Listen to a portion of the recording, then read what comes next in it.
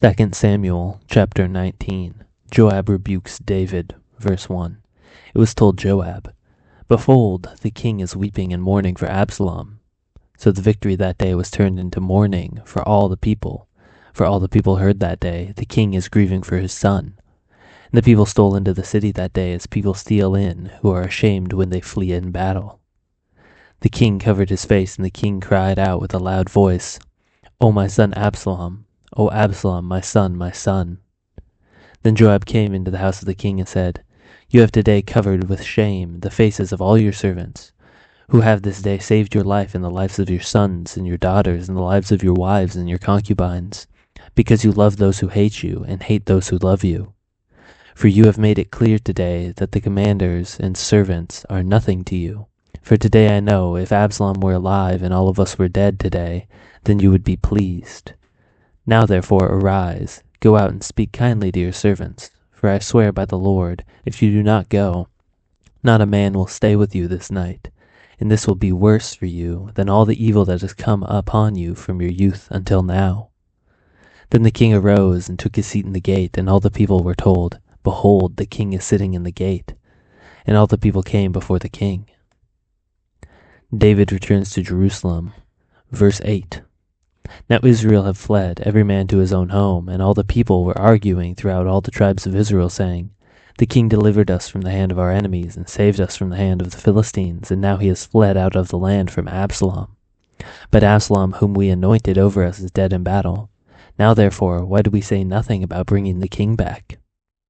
And King David sent messengers to Zadok and Abiathar the priests, saying, "Say to the elders of Judah, why should you be the last to bring the king back to his house, when the word of all Israel has come to the king?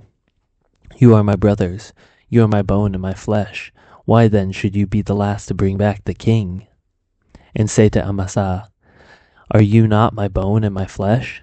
God do so to me and more also, if you are not commander of my army from now on in place of Joab." And he swayed the heart of all the men of Judah as one man. So they sent word to the king, "Return, both you and all your servants." So the king came back to the Jordan, and Judah came to Gilgal to meet the king and to bring the king over the Jordan. David pardons his enemies. Verse 16. And Shimei, the son of Gera, the Benjaminite, from Bahurim, hurried down with the men of Judah to meet King David. And with him were 1,000 men of Benjamin. And Ziba, the servant of the house of Saul, with his 15 sons and his 20 servants, rushed down to the Jordan before the king. And they crossed the ford to bring over the king's household, and to do his pleasure. And Shimei, the son of Gera, fell face down before the king, as he was about to cross the Jordan. And the king said, "Let not my lord hold guilty, or remember how your servant did wrong on the day when my lord the king left Jerusalem. And do not let the king take it to heart, for your servant knows that I have sinned.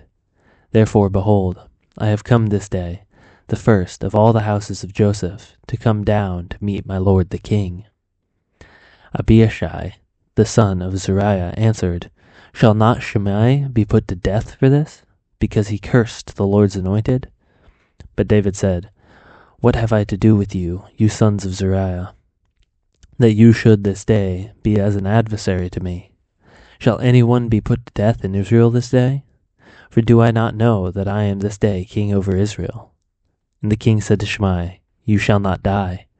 And the king gave his oath. And Mephibosheth, the son of Saul, came down to meet the king. He had neither taken care of his feet, nor trimmed his beard, nor washed his clothes from the day the king departed until the day he came back in safety. And when he came to the Jordan to meet the king said to him, "Why did you not go with me, Mephibosheth?" And he answered, "My lord, O king, my servant deceived me. For your servant said to him, I will saddle a donkey for myself, that I may ride on it and go with the king. For your servant is lame. He has slandered your servant to my lord the king. But my lord the king is like an angel of God. Do therefore what seems good to you. For all my father's house were but men doomed to death before my lord the king. But you set your servant among those who eat at your table. What further right have I, then, to cry to the king?"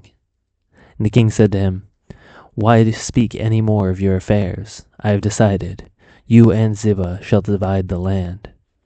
And Mephibosheth said to the king, "Oh, let him take it all, since my lord the king has come safely home." Now Barzillai the Gileadite had come down from Rogelim, and he went with the king to the Jordan to escort him over the Jordan.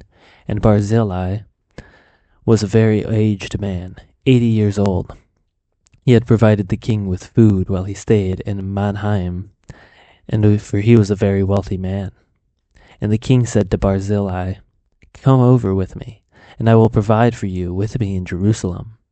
But Barzillai said to the king, "How many years have I still to live, that I should go up with the king to Jerusalem?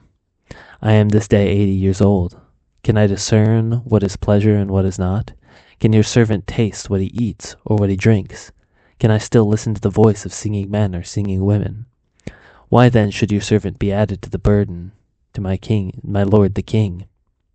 Your servant will go a little way over the Jordan with the king. Why should the king repay me with such a reward? Please let your servant return, that I may die in my own city, near the grave of my father and my mother. But here is your servant, Chimham. Let him go over with my lord the king, and do for him whatever seems good for you." And the king answered, "Chimham shall go over with me, and I will do for him whatever seems good to you, and all that you desire of me I will do for you." Then all the people went over the Jordan, and the king went over. And the king kissed Barzillai and blessed him, and he returned to his own home. The king went on to Gilgal, and Chimham went on with him. All the people of Judah and also half the people of Israel brought the king on his way. Then all the men of Israel came to the king and said to the king, "Why have our brothers, the men of Judah, stolen you away and brought the king and all his household over the Jordan, and all David's men with him?" All the men of Judah answered the men of Israel, "Because the king is our close relative. Why then are you angry over this matter? Have we eaten at all at the king's expense, or has he given us any gift?" And the men of Israel answered the men of Judah, "We have 10 shares in the king, and in David also we have more than you. Why then did you despise us? Were we not the first to speak of bringing back our king?" But the words of the men of Judah were fiercer than the words of the men of Israel.